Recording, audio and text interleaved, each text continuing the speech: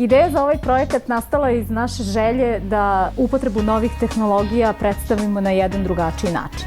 Ovoga puta opredelili smo se za to da spojimo dizajn, odnosno modu, sa najnovijim tehnološkim dostignućima.